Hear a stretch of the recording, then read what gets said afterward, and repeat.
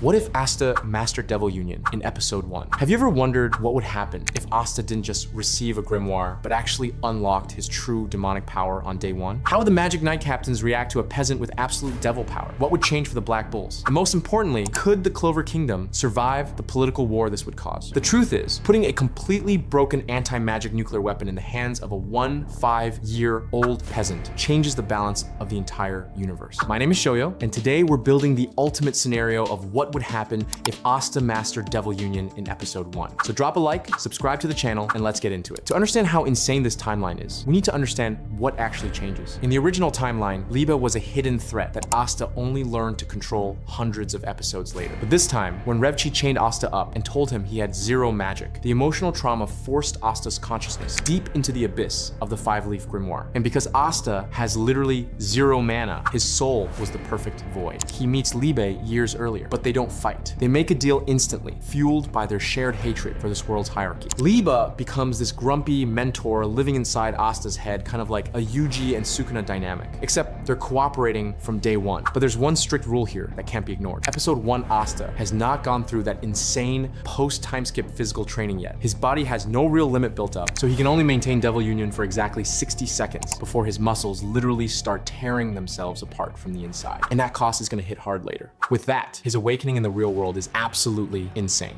Revchi is laughing, getting ready to steal Yuno's pendant, when the sky suddenly goes completely dark. The five-leaf grimoire violently opens. A dense, suffocating anti-magic explodes out of it, covering Asta in full demonic armor. Black armor, one horn, and glowing red eyes shining through the shadows. With one casual flick of his wrist, Asta obliterates Revchi's chains and sends the former Magic Knight flying through 3 concrete walls. The fight lasts 2 seconds. Yuno freezes. The prodigy from Hage Village, the boy with the 4-leaf grimoire, the one everyone saw as the favorite for the first time in his life. He feels like he's falling behind, and now he's gonna train like a maniac. Fast forward to the Magic Knight's entrance exam, and the combat test is where everything gets ridiculously fun. Sekka calls out Asta, thinking he's about to get an easy win. Asta doesn't even draw his sword. He activates the tiniest fraction of Devil Union, coats his fist in anti-magic, and punches the shield. The bronze shatters into dust, and Seki goes flying across the arena, slamming into the wall in milliseconds. The captains lose their minds. Nozel and Fuego Leon immediately stand up, their mana exploding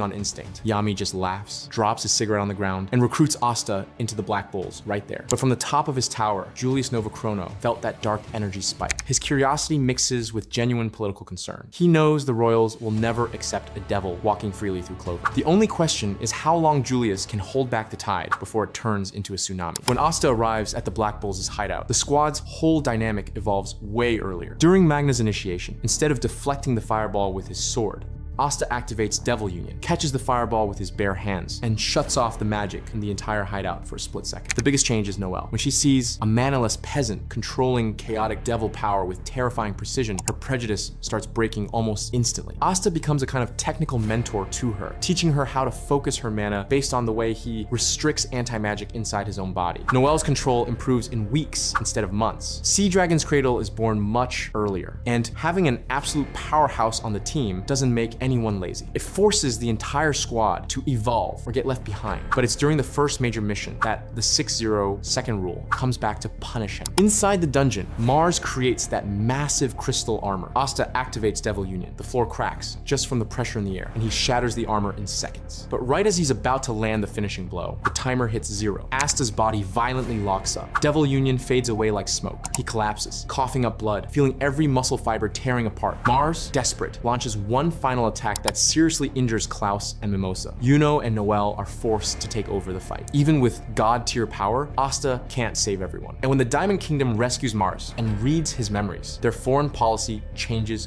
completely. Diamond starts pulling back from several borders, believing Clover has developed a weapon of mass destruction. The name Asta becomes a word of terror in enemy war rooms. But nothing prepares anyone for what comes during the royal capital invasion. The Eye of the Midnight Sun attacks, and Asta enters a state of pure rage.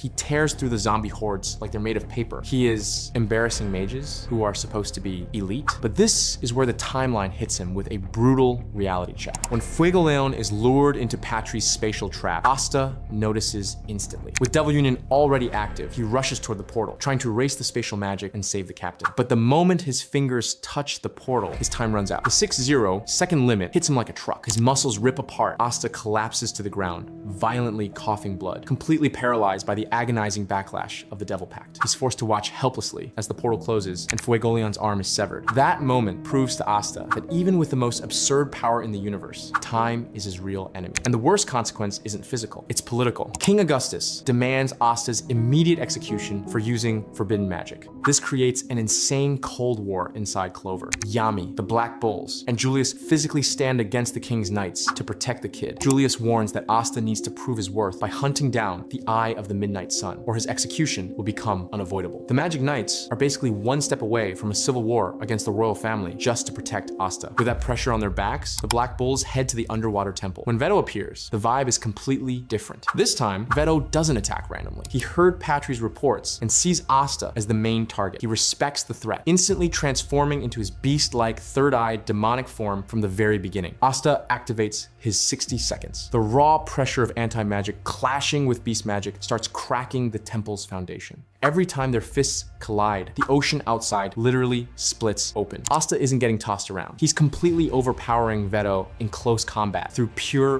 brute force. Veto tries to regenerate, but Asta's swords leave permanent anti-magic scars that completely shut down the healing process. At exactly 59 seconds, Asta drives the Demon Dweller's sword straight into Veto's chest and finishes him with one clean slash. But every action has a massive consequence. Pushing Devil Union all the way to 59 seconds completely destroys Asta's arms. The anti-magic obliterated his bones on a cellular level. And that takes us straight into the Witch's Forest Star. In canon, Asta goes there to find a cure. Here, the situation is completely different. The Witch Queen doesn't see a boy with a rare sword. She senses the absolute peak of devil power. She heals his arms, but immediately tries to use her blood magic to turn Asta into her personal puppet. She forces his body to attack Noelle and Vanessa. But here's the plot twist. The Witch Queen thinks she's hacking the mind of a human. But when her consciousness enters Asta's head, she doesn't find some helpless kid. She finds Liba. The devil is sitting on a throne made of pure anti-magic, staring at the Witch Queen like she's an actual insect. Libby forcibly kicks her blood magic out, making the Witch Queen cough up blood in the real world. Asta instantly regains control, completely humiliating the most powerful witch alive. Back in the kingdom, Julius organizes the Royal Knights exam to prove in front of the whole nation that Asta is a hero. The climax happens against Langris when he tries to use spatial magic on Finral. Before his arm can come down, the entire stadium goes silent. The gravity in the arena feels heavier. Asta doesn't yell. He activates Devil Union at 100% and releases crushing anti-magic pressure throughout the whole arena. Langris' spatial spell dissolves in the air before it can even be launched. Langris gulps, shaking. Asta slowly walks up to him, touches one finger to his chest and says, "If you ever try to hurt Finral again, I'll erase your magic forever." Langris drops to his knees, defeated by pure psychological pressure, without Asta needing to throw a single punch. The royals in the stands watch in absolute silent horror. But just when you think Asta is some untouchable god, the story hits us with the biggest strategic tragedy, the elf reincarnation. Because while Asta and Yuno are becoming absolute monsters, Patri is still moving in the shadows. And since Asta is such a massive threat, Patri makes sure he gets lured far away from the royal capital at the most important moment. Patri confronts Julius Novachrono. And despite all the changes in this timeline, Julius's personality stays exactly the same. He is the protector of the kingdom. When Patri unleashes his massive light magic attack to wipe out the entire Clover Kingdom, Julius sacrifices his own life and his time magic to save the citizens. Asta arrives at the capital a few minutes too late. The Wizard King is dead. The elves have reincarnated, taken over the bodies of the Magic Knights, and the kingdom is in ruins. Asta and Yuno, now both operating at special grade levels, have to fight their way through their own possessed friends. They defeat the knights without killing them, using Asta's Demon Destroyer sword to instantly undo the reincarnation magic. Because Asta is so ridiculously strong, they clear out the Clover Kingdom in half the time it took in the original story. And that insane speed puts them face to face with Zagrid. the word soul devil inside the Shadow Palace. To slow Asta down, Zagrid breaks Patri's mind and turns him into a dark elf. He thought demonic light magic would be enough to hold the boy back, but that was the biggest mistake he could have made. The dark elf charges forward at blinding speed, tearing through space, but Asta simply grabs the demonic light blade with his bare hand. With one swing of the demon destroyer's sword, Asta breaks the elf curse in less than 10 seconds. Patri's despair is erased before the fight even really begins. With the path clear, Zagrid laughs, thinking Asta's devil is some low-ranking trash. He sees himself as the apex predator, the monster who manipulated elves and humans for centuries. But Zagrid got everything completely wrong. He's facing an Asta who has been fighting side by side with his devil since the beginning. Standing face to face with the monster who ruined Liba's life, Asta and Liba make a new permanent binding vow. Asta sacrifices his right arm to the devil right then and there. The 6-0 second limit breaks. Asta enters True Devil Union. The entire Shadow Palace starts collapsing just from the weight of his presence. Zagrid tries to use his word magic. Die. Asta doesn't dodge. He doesn't block. He simply walks straight through the command. Your words don't mean anything in my world, Asta says, his voice echoing together with Liby's in a double tone. The fight is an absolute